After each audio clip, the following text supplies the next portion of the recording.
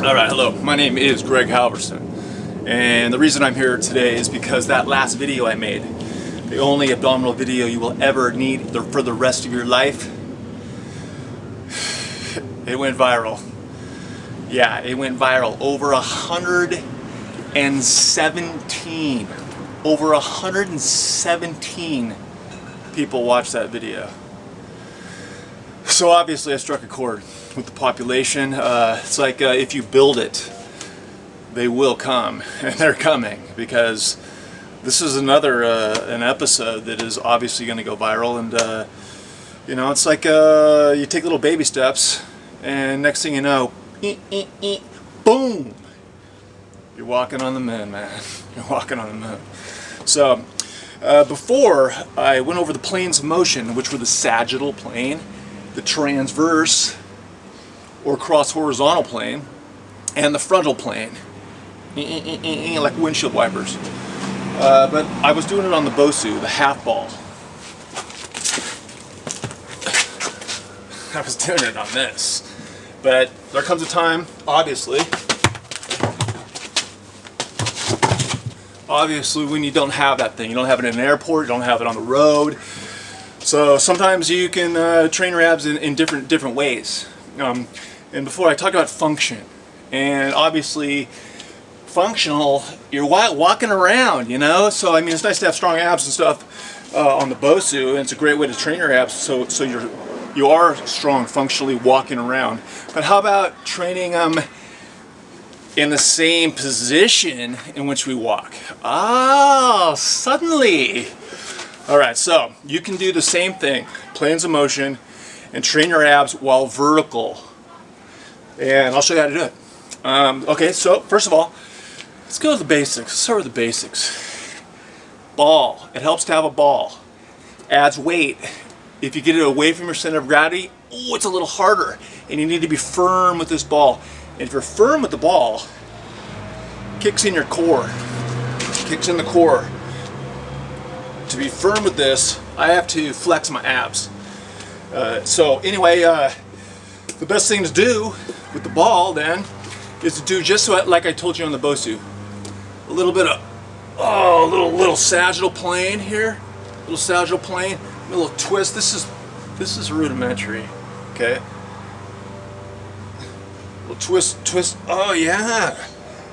And the best thing to do here is to keep your hips stable, like they're in cement, and just move via your abs with the spine back and forth.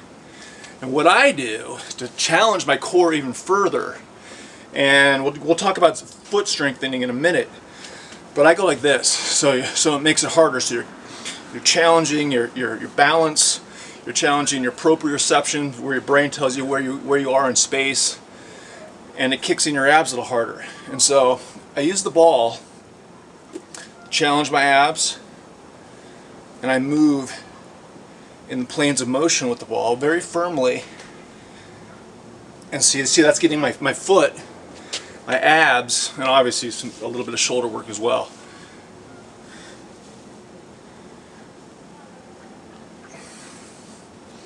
And you do kick in a little bit of frontal here. It's not as pronounced, but boom, boom, boom, boom. You can work with this thing. Pow, oh, boom. So you get a cross horizontal, transverse plane here, a little side action, moving in all planes of motion. So that's a very functional exercise for your core, and when doing it vertically. And you can do it.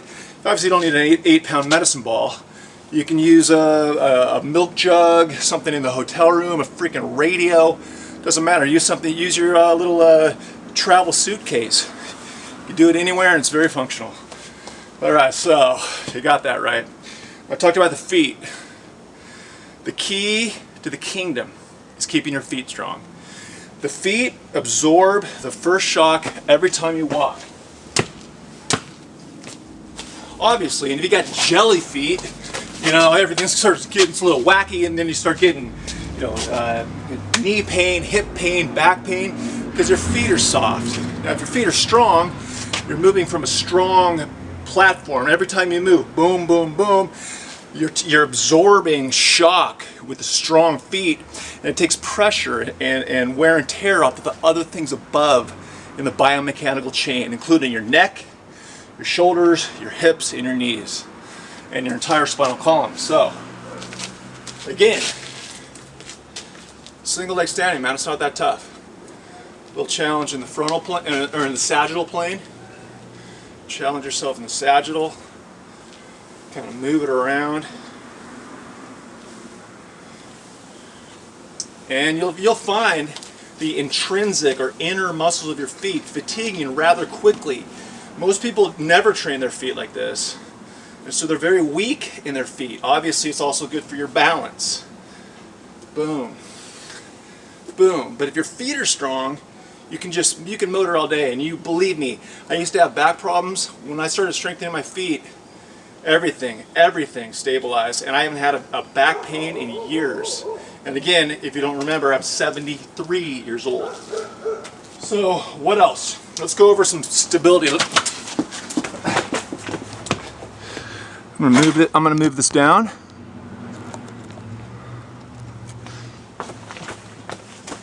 Now, the same concept, the same exact concept applies to the shoulders. The shoulders are like the feet for stabilization, the scapular area of the shoulder.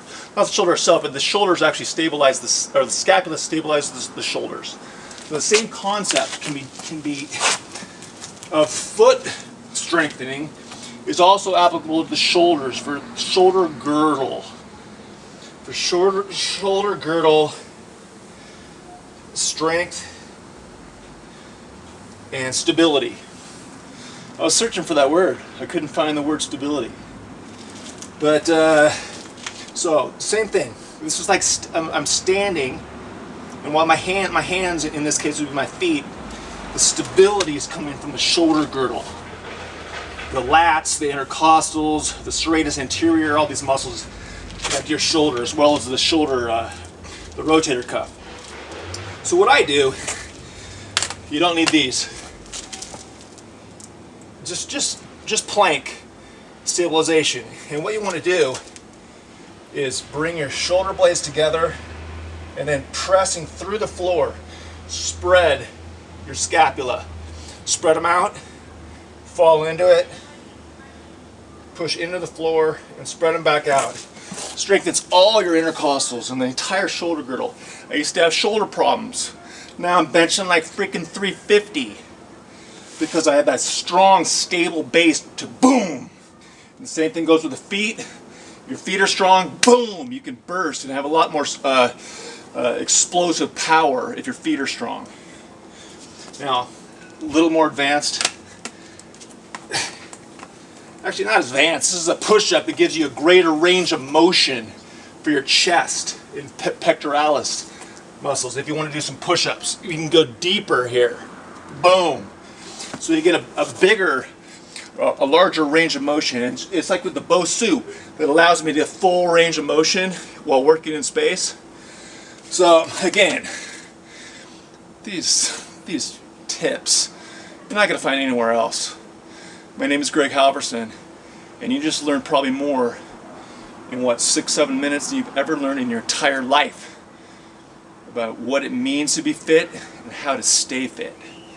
I am Greg Halverson. Follow my YouTube channel. It's called the Halvinator, and we'll see you next time, because we will continue to take baby steps until we're walking on the moon.